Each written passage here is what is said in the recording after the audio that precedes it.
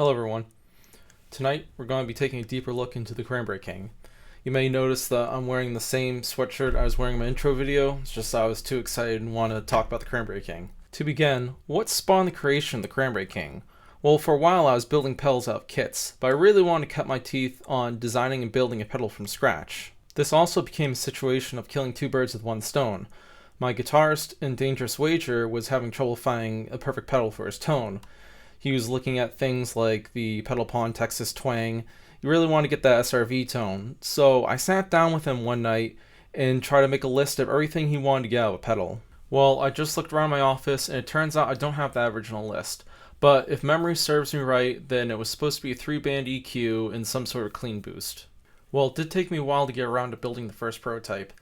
Probably about a year, but that was because I still had a lot more to learn, and I was sort of keeping my mind open and regurgitating how I wanted to put this pedal together and how to make it work. I don't know if you can see, but that's one of my cat's, Belle, and she's just jumped up there and trying to cause a lot of trouble. What? Now, excuse my janky desktop view here, and hopefully I'm able to flip this around because the video is filming upside down. So here we have the V1.1 as is. So the reason I don't have it in hand is because I'm afraid that if I take it off of my guitarist pedal board and start messing around with it, he's going to lose his setting and never get the sound he wanted again. So we have a bit to unpack here. So you have your standard things that you'd find on any pedal. You have your power, you have your input jack, and you have your output jack. The positioning of these things aren't exactly by design. It's just what ended up fitting once I got the components in and started working with it. So we have 2 by 3 rows of potentiometers, both ending with DP/DT switches, 5 LEDs, and we got 2 bypass switches.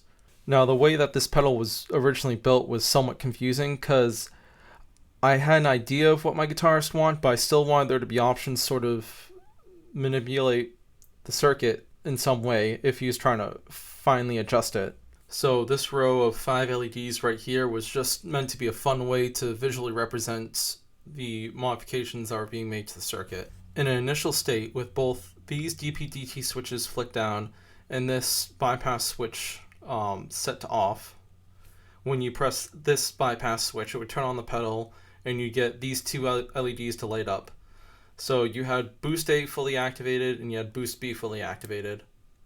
If you were then to press on this bypass switch, it would turn on the overdrive in this LED, and the overdrive intensity was linked to this knob. It's just a simple overdrive, just 2 diode overdrive. Thirdly, if you were to flick this DP/DT switch up, it would enable the 3-band EQ, and would be indicated by a green LED down here.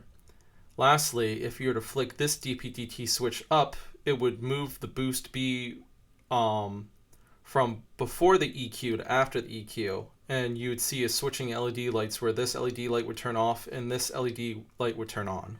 So to be fair, this was my first design from scratch, and there were some issues that were probably brought about from me biting off more than I can chew. There was probably no reason to have the overdrive be adjustable, and the EQ didn't work the way I wanted to. It just basically always had to be on. And the whole LED and like switching the position was a little bit much. So these are things I take into consideration for my next design. So this is my aluminum enclosure before drilling. It's a 1590 BB, I believe, if anybody's curious, aluminum. So one thing I've done is just sort of try to make things not so jam-packed together, because that was actually an issue I had with the 1.0. To begin with, the power and input should all fit up here. They should fit over the pots up here. It shouldn't be an issue. So just put that all at the top. Then next thing I did was I took out the adjustable overdrive and just had it be a DP/DT switch on or off. So right now I've sort of taken the liberty of populating the pedal to more easily explain stuff. So there's a few downfalls of the 1.0. I think the EQ wasn't good, it wasn't wired well enough, and I think that there was some complicated options. For example, the overdrive, which I had a bypass switch for because I figured somebody might want to turn on in the middle of a song to give the pedal a little bit more punch. But the overdrive sort of provides more of like a textural quality, and it's not something you'd want to turn on or off during a song. So I figured in this iteration, this optional bypass would be for boost B. That way, if someone wanted an additional boost while using this pedal, that it would be more beneficial that way. Next, you can see here I made a huge sacrifice by going from 5 LEDs to 4 LEDs.